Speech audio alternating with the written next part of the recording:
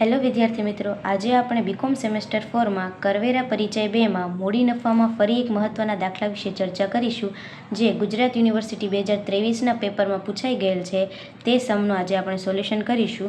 તો રકમ જોઈ મિલકતની વિગતમાં સૌપ્રથમ મિલકત આપણને આપી છે કે રહેઠાણનું મકાન. રહેઠાણના મકાનની વેચાણ કિંમત કેટલી છે?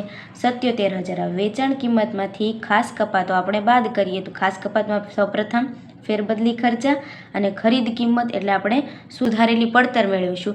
હવે રહેઠાણના મકાનની આગળ માહિતી આપણને આપી છે કે 1/4/2001ના રોજ રહેઠાણના મકાનની વ્યાજબી બજાર કિંમત કેટલી હતી? 4 લાખ. એટલે સુધારેલી પડતરમાં આપણે ખરીદ કિંમતની બદલે 4 લાખ લેશું. એટલે 4 લાખ ગુણ્યા ખરીદીનો સૂચકાંક શું છે? તો 1/4/2001ના રોજ ખરીદી કરી છે. એટલે 1/4 એટલે 2001થી 2નો સૂચકાંક કેટલો છે? 100. અને વેચાણ ક્યારે કર્યું આપણે? 12/3/2022માં. એટલે 21/22નો સૂચકાંક કેટલો છે? 317.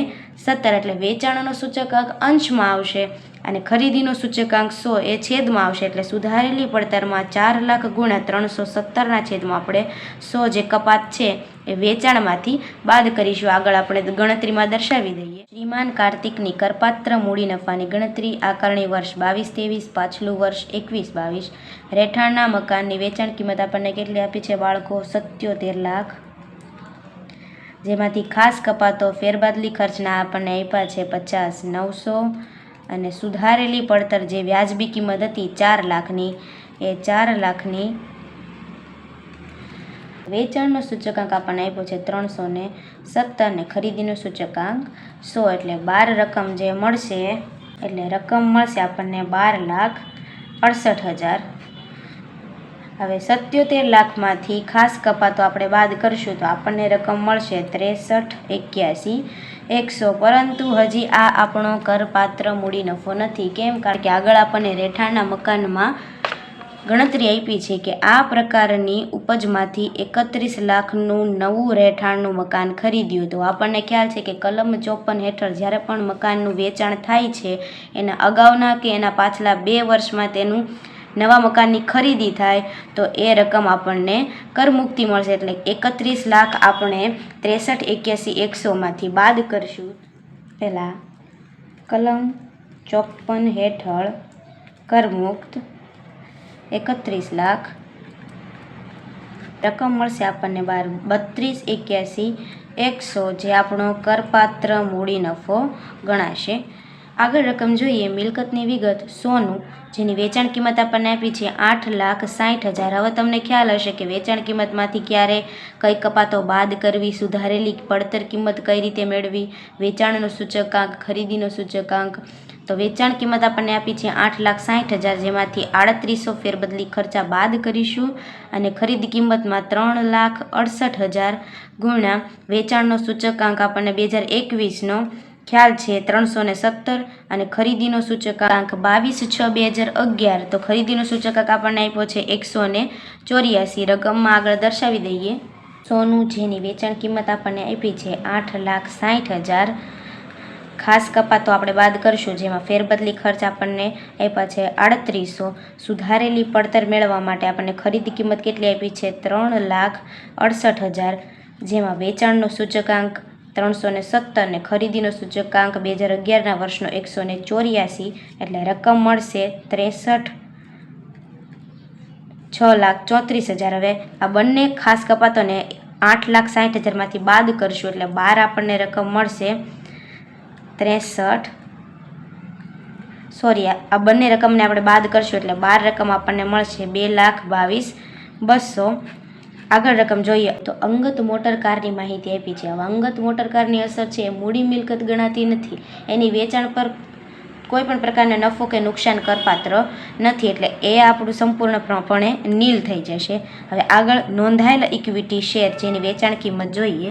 આગળ આપણને મિલકત આપી છે નોંધાયેલા ઇક્વિટી શેર જેની વેચાણ કિંમત આપણને આપી છે 4,15,000 જેમાંથી ખાસ કપાત આપણે ફેરબદલી ખર્ચ 2,450 બાદ કરીશું અને સુધારેલી પડતર માટે જે ખરીદીની કિંમત આપી છે 50,000 એ બાદ કરશું નહીં. કારણ કે આપણને આગળ માહિતી આપી છે કે તારીખ 31/1/2018ના રોજ ઇક્વિટી શેરની વ્યાજબી બજાર કિંમત કેટલી છે?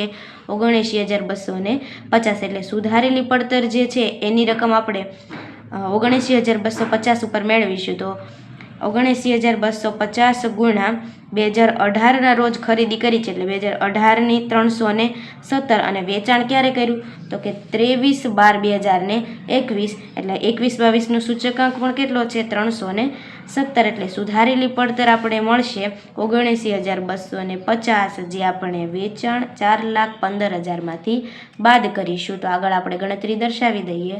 વેચાણ કિંમત આપણને આપી છે 4,15,000. ખાસ કપાતોમાં ફેરબદલી ખર્ચ આપણને આપ્યા છે 2,450 અને સુધારેલી પડતરમાં આપણને વ્યાજબી બજાર કિંમત આપણને આપી છે 79,250 ગુણ્યા ખરીદી અને વેચાણનો બંનેનું સૂચકાંક છે 317 એટલે રકમ આપણને મળશે 79,250. વેચાણ કિંમત 4,15,000માંથી આપણે ફેરબદલી ખર્ચ 2,450 અને સુધારેલી પડતર 79,250 બાદ કરશો એટલે આપણને કુલ કરપાત્ર મૂડી નફો મળશે 3,33,300 એટલે કુલ કરપાત્ર નફો આપણો 3,33,300 ઇક્વિટી શેરનો લાંબા ગાળાનો કુલ કરપાત્ર મૂડી નફો.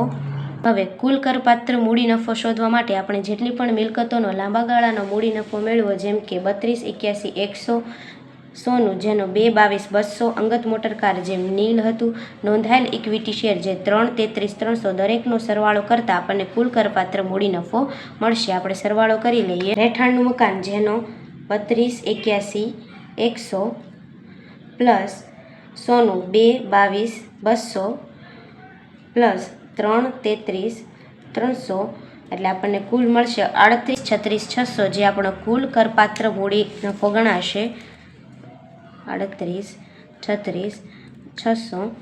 વિદ્યાર્થી મિત્રો, મને આશા છે કે તમને દાખલામાં સંપૂર્ણપણે ખ્યાલ આવી ચૂક્યો હશે કે વેચાણ કિંમતમાંથી કપાતોમાં સુધારેલી પડતર ક્યારે મેળવવી, વેચાણનો સૂચકાંક, ખરીદીનો સૂચકાંક, કલમ 54 ક્યારે લાગુ થાય. આની જ જેવા મહત્ત્વના દાખલા વિશે ચર્ચા આપણે હવે આગળના લેક્ચરમાં કરીશું. ત્યાં સુધી વિડીયોને લાઇક કરો, શેર કરો, ચેનલને સબસ્ક્રાઈબ કરો. Thank you.